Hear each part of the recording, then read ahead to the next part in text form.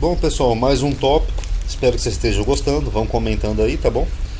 E que nem eu falei, talvez eu pudesse falar um pouco das cartas das igrejas, né? Que tem algumas coisas interessantes para falar também.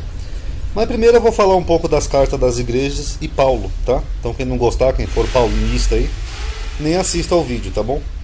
Porque o livro do Apocalipse é destinado a 7 igrejas que estavam na Ásia, né? Essas 7 aqui, ó: Pérgamo, Tiatira, Sardes, Filadélfia, Laodiceia,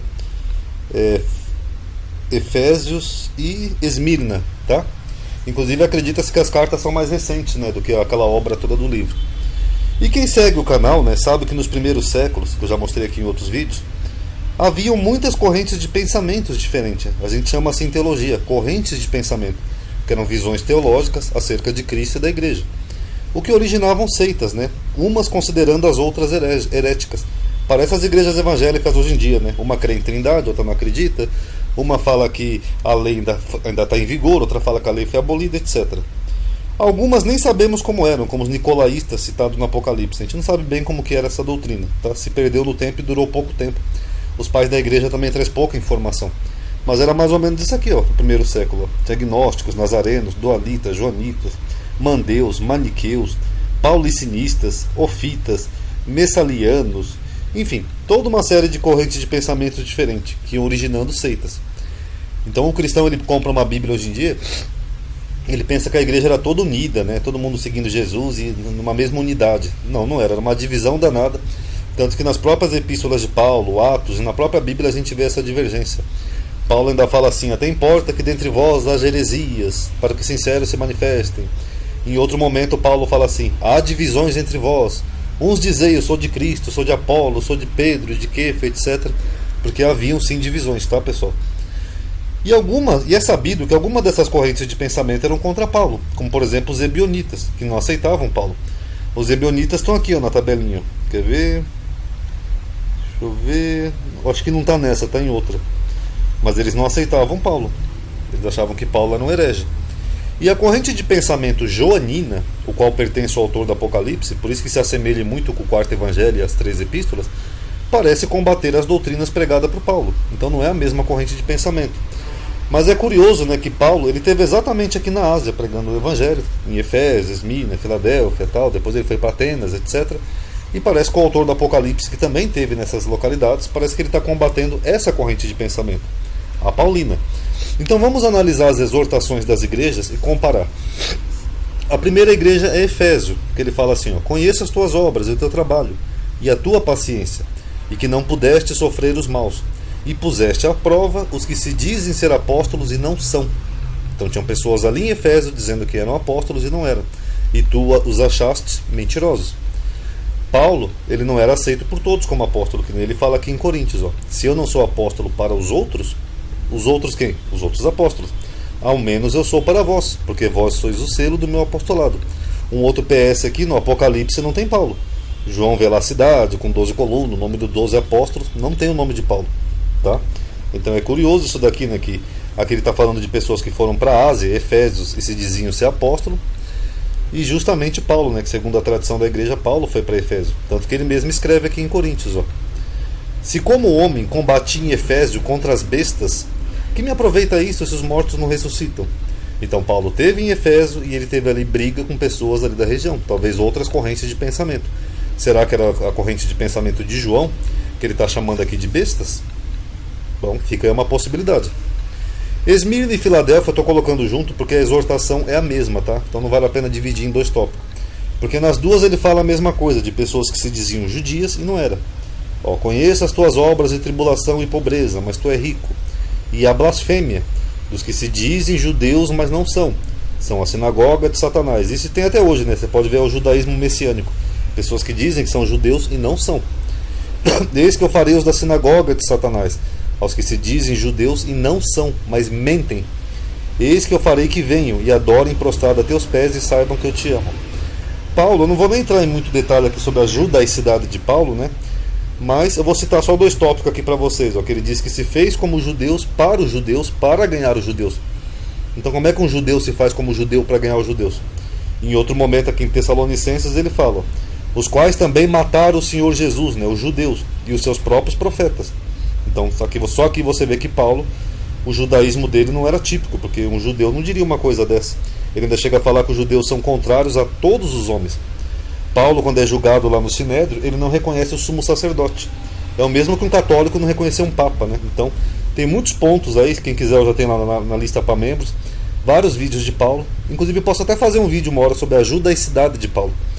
Lembrando que Paulo era um cidadão romano de nascimento, e na cidade dele lá de Tarso, não era comum os judeus ganharem o título de cidadania romana, e os judeus não eram muito bem-vindos em Tarso. Então, é muito estranho, né? Que ele fala assim, ó: veio o tribuno e diz-me, és tu romano?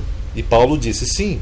Aí o tribuno falou, eu com grande soma de dinheiro alcancei esse direito, né, de ser um cidadão romano. No que Paulo responde, eu sou de nascimento. Então é muito estranho, né? Paulo judeu romano, né? Bem estranho. Pérgamo e Tiatira. Também coloquei junto porque a exortação é a mesma.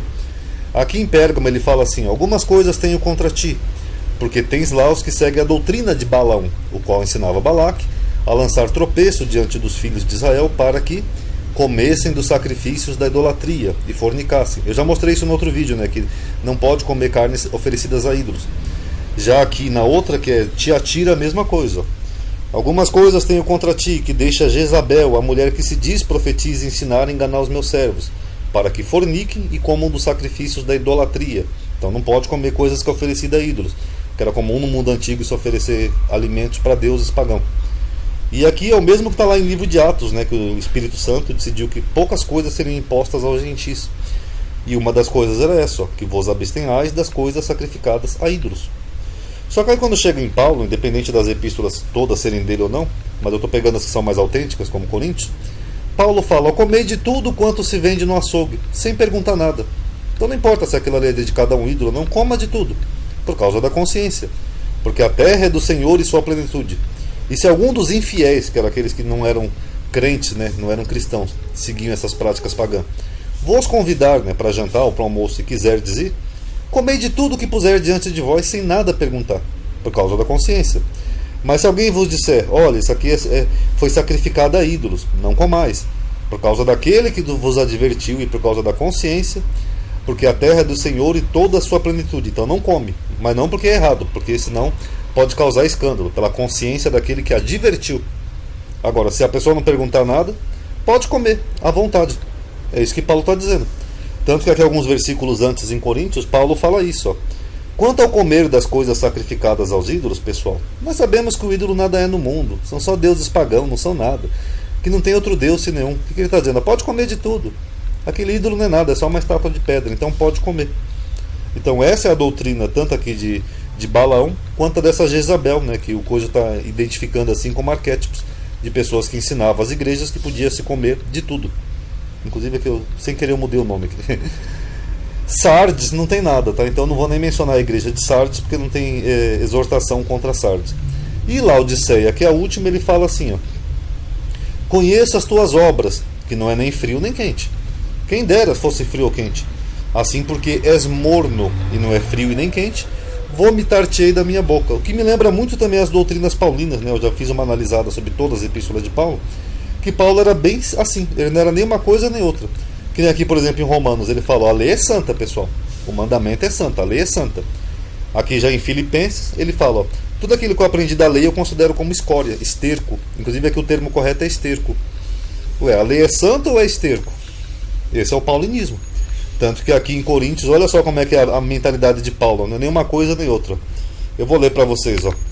Eu dou graças a Deus porque a nenhum de vós eu batizei. Ó, a nenhum de vós aqui de Coríntios. Eu não batizei nenhum de vocês aí, tá, pessoal? Ninguém.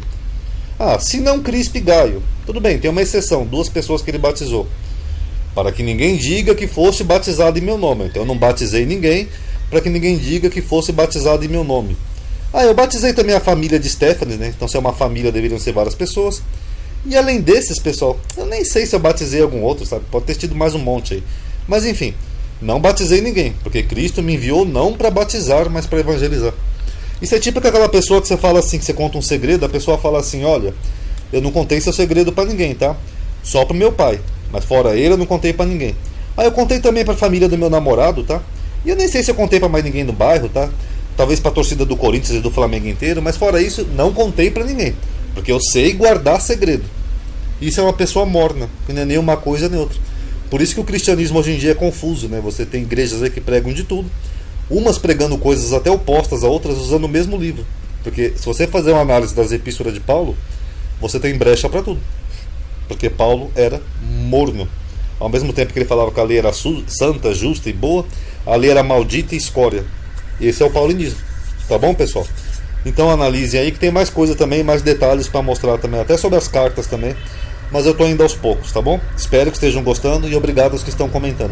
Eu não tenho como responder todos os comentários, mas às vezes eu dou uma olhada, tá bom? Paz a todos.